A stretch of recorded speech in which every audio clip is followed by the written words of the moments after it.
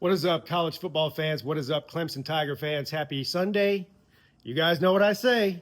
Every day above ground is a great day as far as I'm concerned, and every day is a great day to be a Clemson Tiger. Yeah, it's rough for the Clemson Tigers right now, ain't it? And the fans and the coaches. With Dabo Sweeney, right? He was crying on the field last night after the loss. And the irony there is he went on a tirade 4 days ago, putting the fans in their place and saying if you weren't all in, you never were all in to begin with. And then he's on there yesterday, praising the fans. Did somebody get to him, or did he realize what he said on Tuesday was stupid, considering the fact that he said if Clemson's tired of winning, then I'll just go win somewhere else. And then they go out there and lay a complete egg. The worst game of the year by far. Look, all the games have been pretty bad. The LSU game was bad. The Troy game was bad. Yeah, they found a way to win that. The Georgia Tech game was bad. And Syracuse was the worst by far.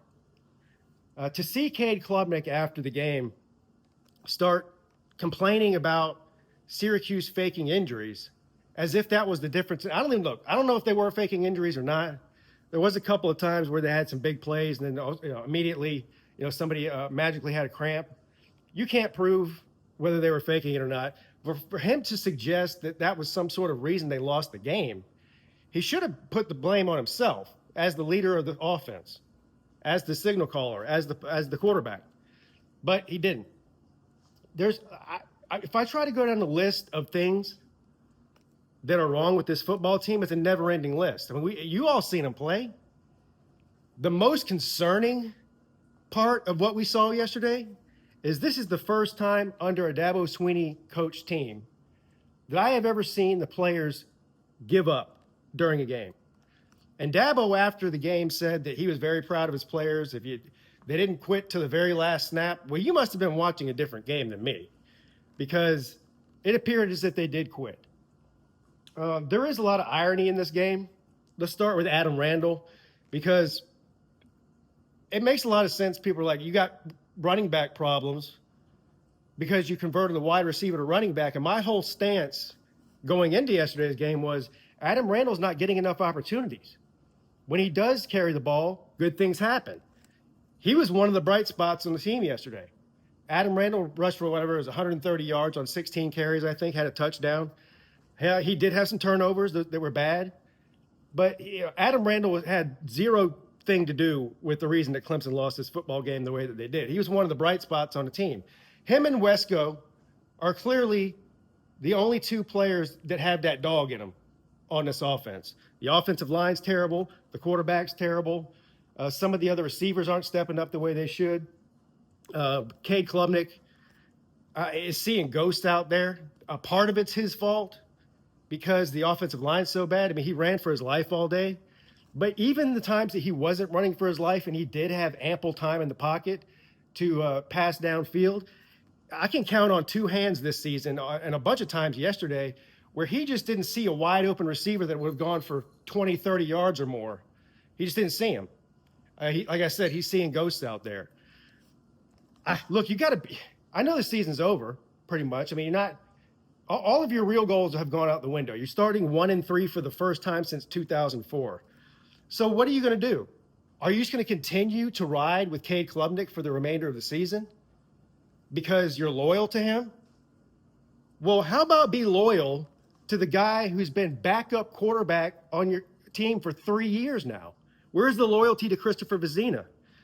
So they asked Dabo after the game, at any point did you even consider making a quarterback change? And he said no. Well, that's all you need to know. This is exactly what Dabo does, his stubbornness. He's loyal to a fault. So there's absolutely no reason why we shouldn't see number 14 starting the game against North Carolina in a couple weeks. North Carolina's a bad team. Well, so is Clemson. And Clemson has lost 3 games, well, 2 of them, maybe not LSU, 2 games now to teams that they recruit better than year in and year out. This is virtually the same Clemson team roster-wise that we had last year, and they've gotten worse. So I know everyone is like, Dabo needs to go, Dabo needs to be fired, whatever. That's all great, except it's not happening. So instead of just saying Dabo needs to go or be fired, we need to focus on what's really going to happen and where do you go from here to fix this? Because the problem is that they've been regressing gradually for 4 years now, and he's made coordinator changes on both offense and defense and position coaches, and those sides of the ball don't appear to be getting any better. So I do expect that Dabo will make some coordinator change or position coach changes in the offseason. Probably should be go ahead and firing people now. But again, this is Dabo Swinney. He's not going to fire Garrett Riley in week 4. I think Garrett Riley's contract is up at the end of the season. So my prediction is that Dabo will go out and get a different offensive coordinator. But, is that going to change anything? Like I said, we've been through multiple coordinators now, and it doesn't seem to be making a difference there. Will Dabo Swinney adapt? This is the real question, the honest question that everybody should be asking. And I'm not confident that it will. Is Dabo going to change the way that he uses the transfer portal? I know. Here's the other irony. Two of the biggest dogs on his team. I don't want to say best players, but two of the guys that are playing well and don't have any quit in them on this team are both transfers. Helt from Purdue is the best player right now on the defense. It's not even close. And Tristan Smith, the wide receiver, I don't know why he's not getting more opportunities because, again, he's played very few snaps this year. But when he goes in there, he catches the ball and he plays like a dog. We didn't see him yesterday at all until the game was already out of reach at the end of the game. So will Dabo use the transfer portal and change his stance on the transfer portal and not just bring in one or two guys each year or a backup quarterback or whatever, and go out there and fix this offensive line? Go out there and fix this secondary, which is terrible. Look, it's a real red flag when both Georgia Tech and Syracuse have better players than you. Again, when you've been out recruiting them for years and years and years and years and years, by a lot too. It's not like Clemson's recruiting in the top 12 and Georgia Tech and Syracuse are recruiting at 13, 14, and 15. No, I mean, they're off by a factor of tens in recruiting. What's the difference? They're going to the portal. They're fixing things that are actually wrong. I don't know if Dabo Swinney has the ability to do that, but that's what needs to be done. That's it. I don't even know what else to say right now about how disappointing this team is all around, pretty much. It's bad. It's bad. I guess what I'm looking for now is like what I said. For the remainder of the season, you have nothing to lose at this point. You've already lost all of it. You've already lost all of your preseason goals are out the window. So you may as well start experimenting with different players, different schemes, whatever. Unfortunately, from the offensive line standpoint, I don't think that is fixable until you go in the portal and get some players. So if he doesn't go in the portal and rebuild this offensive line in the offseason, it's going to be just as bad next year as it is this year. And it was last year, and it was the year before. So I have been seeing a lot of former players of Dabo's, even recent ones that played under him recently. They're taking to social media, and they're saying a lot of different things, but most of them are saying this is not a Dabo Swinney problem. This is a player problem. This is an effort problem by the players, and that you can't coach effort. I guess that's true to a certain degree. I don't know. But if they're not giving him the effort, I don't care if they're projected to be a first-round pick in the draft or not. If you're not playing with the effort that you're supposed to be playing, then put the backup in and see if they're any better.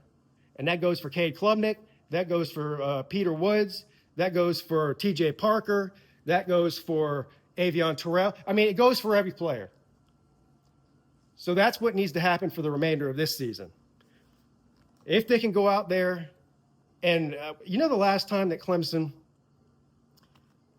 started 1-3 was 2004.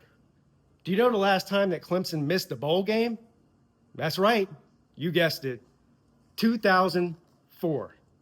So it's been over 20 years since Clemson's football team has been this bad. Over 20 years. And Dabo will tell you, well, everybody's afforded a bad season. That's what he brought up in his Tuesday thing. In 14 years, we've only had one bad season.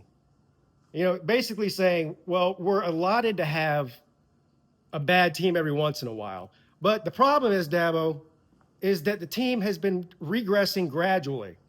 It's not like you were a great team last year and then you just fell off a cliff. This has been a gradual issue. So you have to look in the mirror and do things different.